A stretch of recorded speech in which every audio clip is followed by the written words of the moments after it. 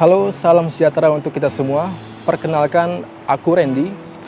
Kali ini aku akan membahas topik-topik yang seputar tentang kehidupan sehari-hari. Nah, kali ini aku akan membahas penggunaan kata tapi dan. Nah, jadi tapi dan. Jadi dua kata yang sering kita gunakan dalam kehidupan sehari-hari, yang mungkin banyak orang anggap sepele dan kedengarannya memang sama ya, kata dan tapi ini. Tapi tahukah teman-teman, sebenarnya secara fungsi kata tapi dan ini juga sebenarnya berbeda ya. Nah, menurut KBBI kurang lebih seperti ini, kata tapi itu merupakan kata hubung yang berfungsi untuk menyatakan kalimat yang bertentangan atau tidak setara gitu. Sedangkan kata dan ini merupakan kata hubung untuk menghubungkan kata, kalimat, frasa dan lain-lainnya dalam artian setara gitu. Kata dan tapi ini banyak orang anggap sepele, tapi menurut aku pribadi ini penting sekali untuk kita terapkan dalam kehidupan sehari-hari. Nah, oke, mari kita bahas. Pertama, bayangkan seperti apa jika kalian atau teman-teman mendengar kata tapi. Nah, kita ambil kasus contoh. Katakanlah kita punya adik atau mungkin kita pernah mengalami hal yang serupa. Kita flashback sedikit pada zaman kita sekolah dulu. Katakanlah ketika kita mengambil nilai raport, katakan nilai raport kita itu semuanya baik. Bahasa Inggrisnya 9, terus bahasa Indonesianya 9, penjaskesnya 9, seni rupanya 9. Pokoknya hampir rata semuanya 9 dan satu yang kurang baik, yaitu katakanlah matematikanya 6 gitu ya.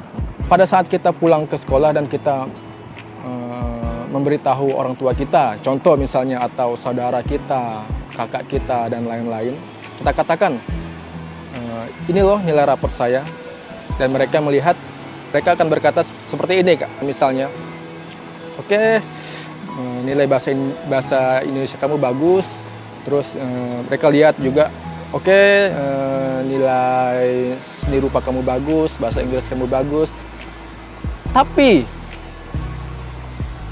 kok matematikanya jelek. Nah, bagaimana sih perasaan kita mendengar kata tapi ini? Nah, tahukah teman-teman, secara tidak langsung kata tapi ini membuat mental orang menjadi down gitu ya. Paham nggak teman-teman? Jadi seolah-olah kita ini istilahnya sudah berjuang nih. Kita sudah memberikan yang terbaik hanya karena satu hal yang kesalahan kecil, dan itu seakan-akan membuat kita down dan jerih payah kita itu seakan-akan tidak dihargai hanya dengan kata tapi ini. Jadi ketika kata tapi ini membuat kita menjadi down gitu ya, down, itu kan konotasinya negatif. Bagaimana caranya kata tapi ini kita ganti menjadi kata dan. Nah, dan contohnya, oke. Ketika orang tua kita melihat raport kita ya pada zaman kita sekolah dulu, oke, nilai kamu bagus, matematika, bahasa Indonesia kamu bagus, bahasa Inggris kamu bagus, seni rupa kamu bagus, dan akan lebih bagus kalau nilai matematikanya juga bagus. Nah, bagaimana perbedaannya?